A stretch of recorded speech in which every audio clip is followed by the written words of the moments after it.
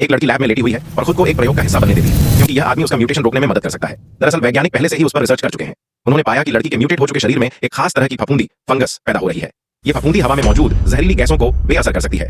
आदमी ने खुद को दुनिया का मसीहा बनाकर लड़की को बहलाया। उसने कहा कि अगर उसके शरीर में पाई जाने वाली ये फफूंदी सही तरीके से इस्तेमाल की जाए तो न्यूक्लियर हथियारों से जहरीली हुई हवा से डरने की जरूरत नहीं होगी और इंसानियत का विनाश रुक सकता है। ये सुनकर लड़की ने सहमति दे दी, लेकिन जैसे ही उसने सहमति पत्र पर साइन किया वह बेहोश हो गई। उधर आदमी एक व्यापारी के साथ मिलकर प्लान बना रहा था कि लड़की को कैसे पूरी तरह से इस्तेमाल किया जाए, लेकिन उन्हें नहीं पता था कि लड़की की सुनने की शक्ति अब असाधारण हो चुकी है।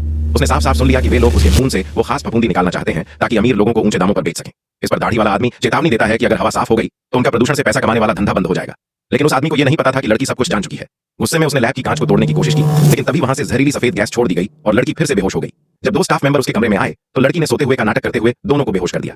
तभी गश्त पर निकला एक गार्ड वहां आया और जमीन पर पड़े कपड़े देखे, लेकिन उसके कुछ समझने से पहले ही लड़की जो अब पूरी तरह से म्यूटेट हो चुकी थी छत से उल्टी लटकी हुई उस पर झपट पड़ी और उस पर जोर से थूक मारा। फिर एक तगड़ा मूव मारकर उसे भी गिरा दिया। भागती हुई लड़की अपनी दोस्त के पास पहुंची जिसने उसे एक खास इंजेक्शन दिया जो उसके जीन को पूरी तरह से नियंत्रित और बेहतर बना सकता था। लेकिन पकड़े जाने के डर से लड़की हजारों फीट गहरी खाई में छलांग लगा देती है और जब वह दोबारा सामने आती है तब तक उसका म्यूटेशन पूरा हो चुका होता है।